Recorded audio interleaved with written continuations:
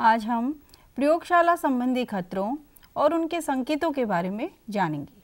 जैसा कि हम सभी जानते हैं कि प्रयोगशाला खतरनाक रसायनों, रेडियोधर्मी पदार्थों, जैविक नमूनों, धारदार यंत्रों, कांच के बने उपकरणों और ज्वलनशील वस्तुओं आदि से भरी होती है। प्रयोगशाला में कार्यरत लोगों को इन सभी चीज़ों के साथ जुड़े खतरों के बारे में पूरी जानकारी होना अत्यंत आवश्यक है। आज हम संयुक्त राष्ट्र द्वारा विकसित एक प्रणाली द्वारा दिए गए सुरक्षा संकेतों की चर्चा करेंगे। आज हमारे साथ चर्चा के लिए सृष्टि जी और ललिता जी मौजूद हैं। मैं आपका स्वागत करती हूँ। सृष्टि जी, मैं आपसे ये जानना चाहूँगी कि एक समावेशी कक्षा में जहाँ विशिष्ट आवश्यकता वाले विद्यार्थी भी उपस्थित होते हैं, उन्हें इन सुरक्षा संकेतों से हम किस प्रकार अवगत करा सकते हैं? प्रयोगशाला में हर जगह सभी विद्यार्थियों और शिक्षकों के लिए ये संकेत अंग्रेजी, हिंदी, ब्रेल और स्पर्शनीय रूप में सुलभता से उपलब्ध होने चाहिए। अतः प्रयोगशाला में सुरक्षा के लिए विद्यार्थियों, शिक्षकों और प्रयोगशाला स्टाफ को इन सुरक्षा संकेतों को जानना भी अति आवश्यक है। ललिता जी, मैं आपसे ये जानना चाहती हूँ कि सामान्य चेतावनी संकेत क्या हैं और क्या हम इसे सभी प्रयोगशालाओं में इस्तेमाल कर सकते हैं? जी हाँ, हम सामान्य चेतावनी सुरक्षा संकेत को हर प्रयोगशाला में इस्तेमाल करते हैं। जैसा कि आप देख सकते हैं, सामान्य चेतावनी सुरक्षा संकेत में एक पीले त्रिकोण में एक काला विस्मय बोधक चिन्ह है। यह एक सामान्य चेतावनी देता है कि यहाँ खतरा मौजूद है। बिल्कुल सही। यह हमें याद दिलाता है कि आपको प्रयोगशाला में सावधानी से काम करने की आवश्यकता है। कई बार ऐसा होता है कि रासायनिक अभिक्रियाओं में धूम यानी वाष्प निकलते हैं, तो क्या ये वाष्प हानिकारक हो सकते हैं? धूम सुरक्षा इस प्रतीक द्वारा दर्शाया जाता है। जब रसायनों या रासायनिक अभिक्रियाओं से खतरनाक वाष्प या धूम उत्पन्न होते हैं, तो यह हमारे श्वास नली के माध्यम से शरीर के अंदर जाते हैं और उससे संबंधित समस्याएं उत्पन्न करते हैं, जैसे सांस लेने में तकलीफ होना या कभी कभी श्वसन संबंधी विकार उत्पन्न होने का कारण भी बनते हैं। हमें रासायनिक अभिक्रियाओं से उत्पन्न खतरनाक वाष्प से एक निश्चित दूरी बनाकर तथा मास्क पहनकर काम करना चाहिए। हम देखते हैं कि प्रयोगशाला में ऐसे कई उपकरणों का प्रयोग किया जाता है जिससे कई प्रकार की विकिरणें निकलती हैं। आप मुझे ललिता जी ये बताइए कि क्या यह हमारी आँखों और त्वचा के लिए नुकसानदेह हो सकती हैं? जी हाँ, आप प्रयोगशाला में कई तरह की विकिरणों के संपर्क में आते हैं, जैसे कि रेडियोधर्मी विकिरण, प्रकाशिक विकिरण, अनायनकारी विकिरण और लेजर विकिरण। सबसे पहले मैं आपको रेडियोधर्मी विकिरण के बारे में बताना चाहूँगी। रेडियोधर्मी विकिरण हमारे लिए बहुत घातक हो सकती है। रेडियोधर्मी विकिरण की उपस्थिति को हम इस सुरक्षा संकेत द्वारा इंगित करते हैं। जैसा कि आप देख सकते हैं, रेडियोधर्मी सुरक्षा के सार्वभौमिक प्रतीक में एक केंद्रीय वृत्त के चारों ओर 120 डिग्री की दूरी में स्थित 3 पंखुड़ियां हैं। इस प्रतीक की उपस्थिति परमाणु विकिरणों के साथ प्रदूषण या अनुचित जोखिम से बचने के लिए सावधानी का संकेत दर्शाती है। प्रयोगशाला में रेडियोधर्मी विकिरणों के स्रोतों में एक्सरे उपकरण और कण त्वरक शामिल हैं। प्रकाशिक विकिरण। प्रकाशिक विकिरण विद्युत चुंबकीय वर्णक्रम का हिस्सा होती है।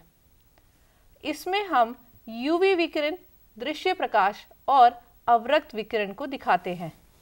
प्रकाशिक विकिरण हमारे स्वास्थ्य के लिए बहुत हानिकारक है। यूवी विकिरण से आपकी आँखों को नुकसान हो सकता है तथा यह आपके शरीर में म्यूटेशंस भी पैदा कर सकती है। अनायनकारी विकिरण। अनायनकारी विकिरण रेडियोधर्मी विकिरण से भिन्न है क्योंकि यह वायु, जल और जैविक तंतुओं पर असर डालती है। इस विकिरण के लिए सुरक्षा संकेत को हम इस प्रकार दर्शाते हैं। अनायनकारी विकिरण के कई स्रोत हमारे आसपास मौजूद रहते हैं, पर हम ऐसी विकिरणों के संपर्क में आए दिन आते हैं, जैसे माइक्रोवेव उपकरण। तीव्र अनायनकारी विकिरणों के संपर्क में आने से आपके शरीर को नुकसान पहुंच सकता है। लेजर विकिरण। लेजर विकिरण सुरक्षा संकेत प्रयोगशाला में कार्यरत लोगों को यह जानकारी प्रदान करता है कि लेजर विकिरण से खतरा मौजूद है। प्रयोगशाला में लेजर संचालन के दौरान आपको आंखों और त्वचा की रक्षा के लिए आंखों के चश्मे और अज्वलनशील कपड़े पहनने चाहिए। हम देखते हैं कि हमारे आसपास के वातावरण में आए दिन आग संबंधी दुर्घटनाएं होती रहती हैं, तो उनसे बचने के लिए हमें किन किन अग्नि सुरक्षा संकेतों की जानकारी होना आवश्यक है? सृष्टि जी, ये मैं आपसे जानना चाहूँगी। अग्नि सुरक्षा प्रतीक स्वास्थ्य और आपदा प्रबंधन की जानकारी देने के लिए उपयोग किया जाता है। इसको खतरे की चेतावनी देने, निर्देश प्रदान करने और सुरक्षा हेतु जानकारी देने के लिए दर्शाया जाता है। जैसा कि आप देख सकते हैं, अग्नि सुरक्षा संकेत में आग की खुली लपटें दिखाई गई हैं। हमें इन लपटों के आसपास नहीं जाना चाहिए।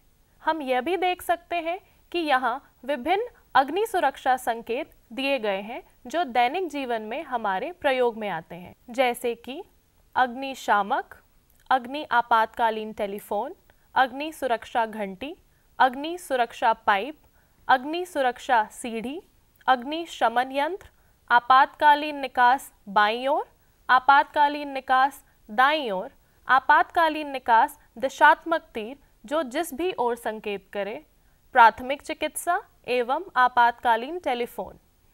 कई बार हम प्रयोगशालाओं में ऐसे संकेत भी देखते हैं। यह प्रतीक दर्शाता है जब खुली लौ का उपयोग होता है तो यह आग या विस्फोट का कारण बन सकता है। इसीलिए खुली लौ का प्रयोग करते समय अत्यंत सावधानी बरतनी चाहिए।